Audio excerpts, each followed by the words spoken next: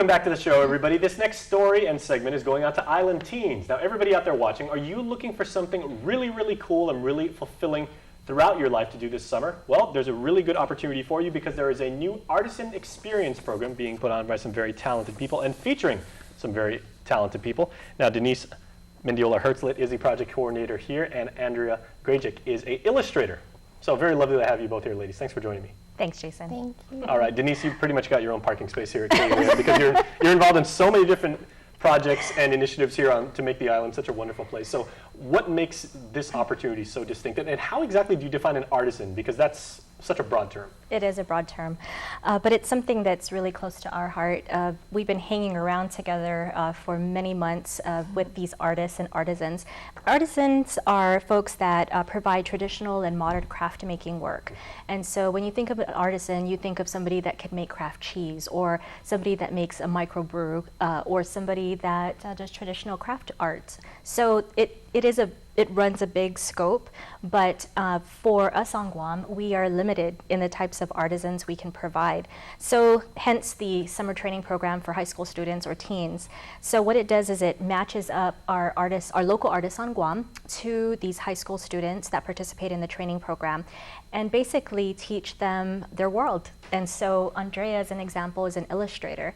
And so what she would do is take this group of teens that participate, show them the basics of how to draw, and I'll let her talk about that, but she's an example of one of them. We have Michelle Pierre, we have Lucas Stortz, we've got Dr. Mike Bavakwa, so many different... You guys are working with a full house here. Yeah. They're awesome, full cards. And I like the fact that you're basing this on the classical definition of what an artisan is, because you said cheese right off the bat, because artisans in decades past were known as blacksmiths and metallurgists and people that food. Right. Culinary, I mean, that is a specific type of art too. Right. And it's something that has been lost throughout the years because we've taken ourselves to convenient, things that are convenient to get as consumers. So if we take these teens back and help them learn the basics of where things come from, we go to farms, we go to kaha to see where the artwork happens. Things like that will give them an idea of sense of belonging and sense of being, or sense of place. And so when they learn where things come from and they take pride in how it's made, then they're going to appreciate what they purchase or appreciate how things are put together for them.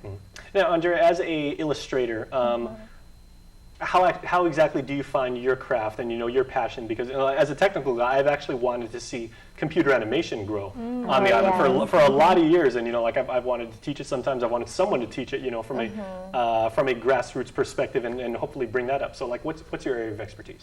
Well, I'm working more on the 2D. Not necessarily animation yet, but that's something I would love to get into. But right now, I just did a book with Cara Flores Mays. Fantastic. Yes. We did the house that Jose built, and that was featured in the pilot episode for Nihi. Yes. Well, and in a way, your job is so much more challenging than even talking about animation again, because you've got a static still picture, and you've got to tell... they say a picture tells 1,000 words. You've got to tell the exact same story in one shot, as opposed to an animation where you can just, loop through motion and things like that and everything. So what are some of the challenges that you want to pass down to people in the program? Well, I think one of the things with illustration is being able to tell a story in one shot, like you're saying. Expression, and that's one of the things I want to work with them on, is like building characters and working on showing expression through your art. Now, Denise, it's interesting, and I'm assuming one of the hallmarks of this initiative is going to be, showing young people how to tap into that passion and maybe a talent that they don't even know that they have. I mean, some people know from a really young age, it's like, hey, I was born to do X, Y, Z. Other people just find out later on in life. Other people never know it exists and everything. So how do you actually foster, creativity and get people to discover what their calling is?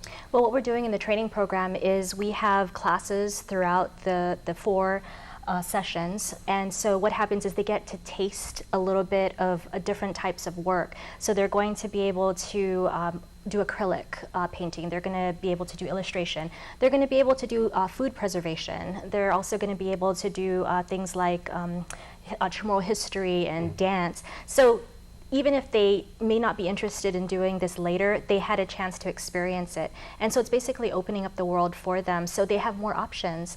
And chances are, if they are able to connect with our artists who have, we have agreed, they have gone through something like this in their teen years, there's this connection where they might actually find that what they're doing is very normal. Kind of like the round robin approach. It's exactly. Like you're exposed to a little bit of everything, and if something grabs you, then go for it. Exactly. Exploration. Yes, a lot of exploration. And we found that, and we get this from the artists themselves, that art is therapy. And to be able to get out there and have these teens be able to express themselves, whether it's through writing or painting or singing or dancing or learning how to cook, those are some of the things that we want to be able to have them experience. Now, Andre, I'm interested in your thoughts on creating a sense of community, among artisans on Guam, because some people say, okay, well, that guy's really, really good in video editing, and he's the Final Cut Pro genius, but he's the only guy on Guam who does what he does, and there's another guy who's maybe, he does like maybe modern cooking or, like very fusion or stuff like that. How do you actually get people to network and communicate via shared interests?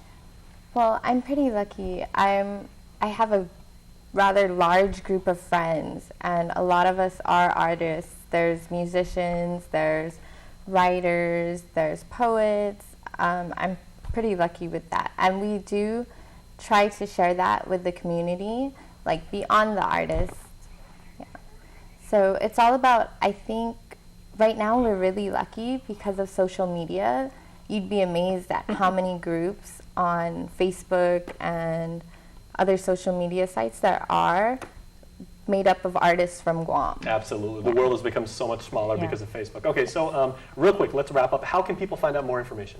Yes, if they want to find out more information, they can always call me at 483-7325, or they can email gumatassaguam@gmail.com, or they can go to the coffee house and just pick up a registration and get more information. We have all of our fact sheets located there. The summer camp, the summer training program is going to start on, same thing. Right, for teens. It's going to start on June 16th. So we're trying to wrap everything up because we only can take 25 students at this time. All right, well, teens, get your names in and get them in soon. Ladies, thank you so much. Thank you. Thank It's a great program. Thanks for sharing. All right, stay tuned. We are back. More show right after this right here on KUAM.